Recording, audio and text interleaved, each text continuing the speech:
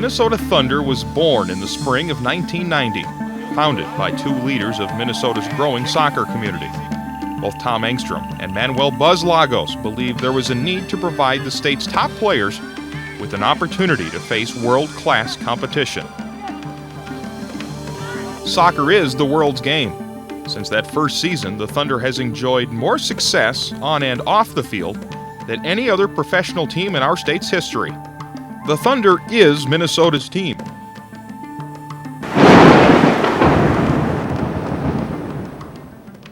The Thunder's popularity can be traced back to the late 70s and early 80s. Thunder players remember going to soccer camps hosted by the Minnesota Kicks and Strikers.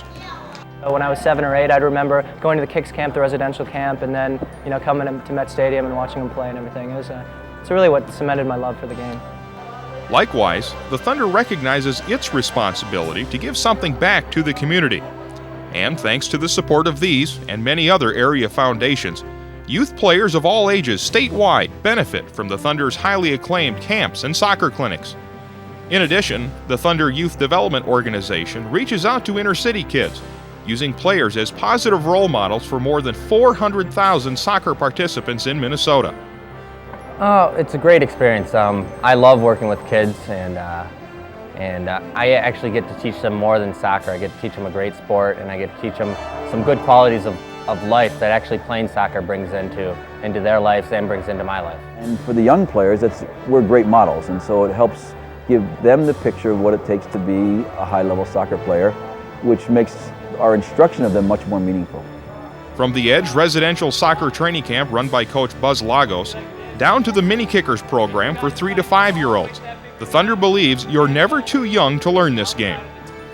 I really think that you have to start somewhere, and these kids just are like sponges for whatever you want to teach them. And it seems most of them love soccer. Every time I come into the center to round up the kids, they all yell, "It's soccer time, it's soccer time." So they really love soccer, and even though they don't quite grasp a lot of the techniques and the skills, they just love kicking the balls around.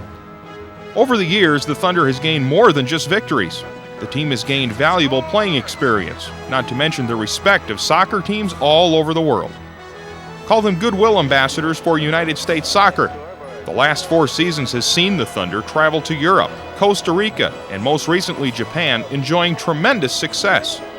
In 1996, the Thunder made history, becoming the first American club ever to be invited to Japan to play a First Division J-League team.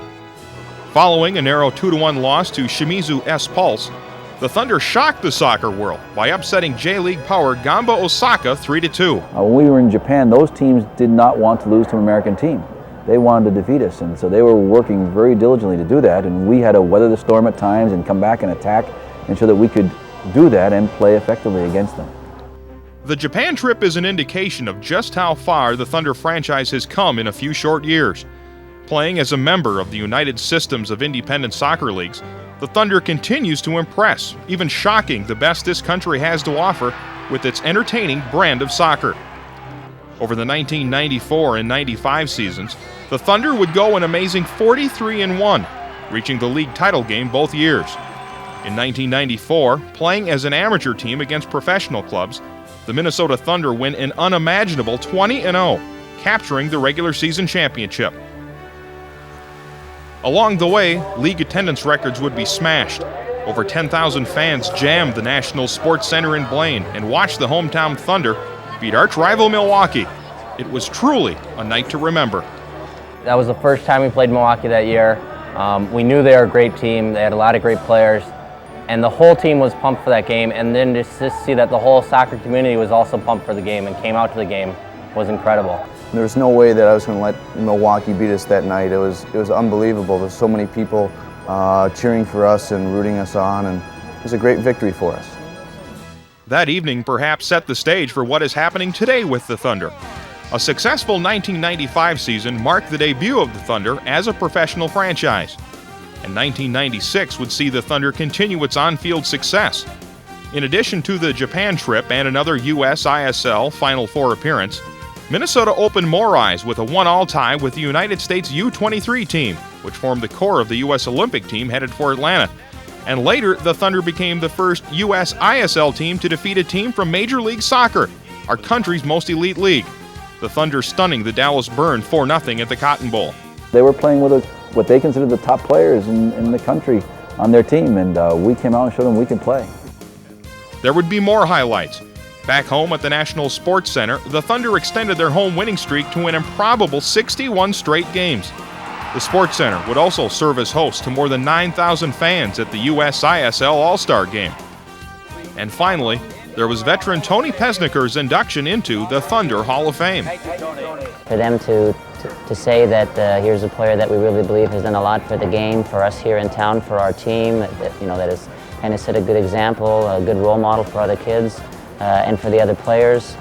So it was very touching, and it was a nice tribute, and they showed their gratitude towards me, and it was just a great honor. Perhaps the crowning achievement came after the season, with the franchise setting league attendance records and once again earning a Final Four playoff spot. The Thunder was named USISL Organization of the Year. Obviously, the Thunder's been one of the top organizations in the USISL on the field, and this was a real way for the people in the front office to really, realize the hard work we've done and get some recognition. The Thunder is the USISL's model franchise, and there are countless memories yet to be created. With the USISL merging with the A-League in 1997, a more formidable Division II league of teams throughout the U.S. and Canada is ready to challenge Minnesota. The Thunder is up to that challenge. And we played Colorado last year, and they were one of the top A-League teams last year, and we battled them to a 1-1 tie. We felt Colorado was probably one of the best teams we played last year, and so we'll be seeing more teams of that caliber this coming season. But I think we've matured as a team and are ready for it, and looking forward to playing teams like that. Head coach Buzz Lagos exemplifies the spirit of the Thunder. He has coached and nurtured many of these players even prior to co-founding the club in 1990. Lagos directed St. Paul Academy High School for 21 years, building that program into a state power. Buzz Lagos is Mr. Soccer in Minnesota. Over 3/4 of Lagos' Thunder roster is homegrown Minnesota talent.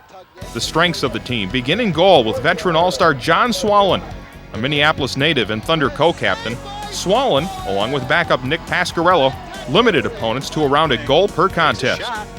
And Swallen comes out and makes a beautiful save. Mark Aboud spearheaded a stingy Thunder defense along with Russell G. and John Mank. Aboud grew up in Rochester and starred collegiately for Macalester College. Mank, meanwhile, is one of the team's most versatile players, an unsung hero who skillfully plays the defensive midfield but can also play sweeper. Just like their teammates, they look forward to the merger. Well, I think all the players and management are very excited about the merger, and again, like you said, it's going to be stiffer competition than what we've been used to week in and week out. So I don't think you'll see any 6-0, 7-0 games. I think they'll all be pretty close. On the outside, backs Matt Holmes and Chris Foster bring veteran poise to the defensive core.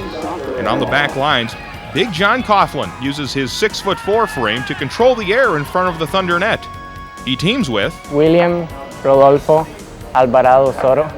I like to be called Chad for the skillful Costa Rican native Chato complements Coughlin perfectly. Together, they form a magical combination of size and speed. Thunder midfielders are the glue that holds the attacking offense together. Maplewood native Tim Foster is a model midfielder. His speed and skill creates problems for the opposition.